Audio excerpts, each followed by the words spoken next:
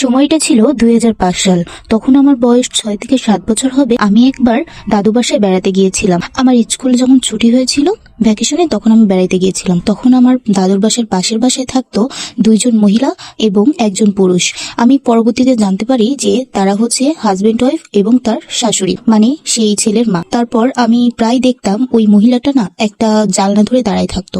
পরে আমি প্রায় লক্ষ্য করতাম জানলা ধরে তাকিয়ে উপর দিকে, যেন তাদের সামনে একটা জঙ্গল ছিল, সেই জঙ্গলের দিকে তাকাই থাকে। পরে আমি আমার দাদুকে জিজ্ঞাসা করলাম, দাদু ওই মহিলাটা এরকম করে কেন দাঁড়ায় থাকে সবসময়?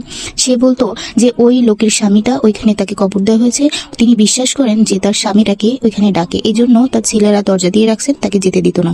বিষয়টা খুব অদ্ভুত না? আমি তখন ভাবতাম যে মরে যাওয়ার পরেও কি মানুষ ফিরে আসতে পারে? মরে যাওয়ার পরেও কি মানুষ মানুষকে ডাকতে পারে? আসলে অদ্ভুত। সেই সময় আমাকে এই বিষয়টা খুবই ভাবিয়েছিল।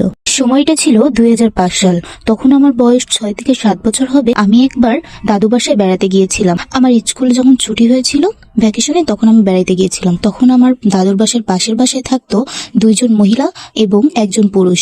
আমি পরবর্তীতে জানতে পারি যে তারা হচ্ছে হাজবেন্ড ওয়াইফ এবং তার শাশুড়ি, মানে সেই ছেলের মা। তারপর আমি প্রায় দেখতাম ওই মহিলাটা না একটা জানলা ধরে দাঁড়ায় থাকতো। পরে আমি প্রায় লক্ষ্য করতাম জানলা ধরে তাকিয়ে উপর দিকে, যেন তাদের সামনে একটা জঙ্গল ছিল, সেই জঙ্গলের দিকে তাকাই থাকে। পরে আমি আমার দাদুকে জিজ্ঞাসা করলাম, দাদু ওই মহিলাটা এরকম করে কেন দাঁড়ায় থাকে সবসময়? সে বলতো যে ওই লোকের স্বামীটা ওইখানে তাকে কবর দেওয়া হয়েছে। তিনি বিশ্বাস করেন যে তার স্বামীটাকে ওইখানে ডাকে, এই জন্য তার ছেলেরা দরজা দিয়ে রাখছেন, তাকে যেতে দিত না। বিষয়টা খুব অদ্ভুত না? আমি তখন ভাবতাম যে মরে যাওয়ার পরেও কি মানুষ ফিরে আসতে পারে?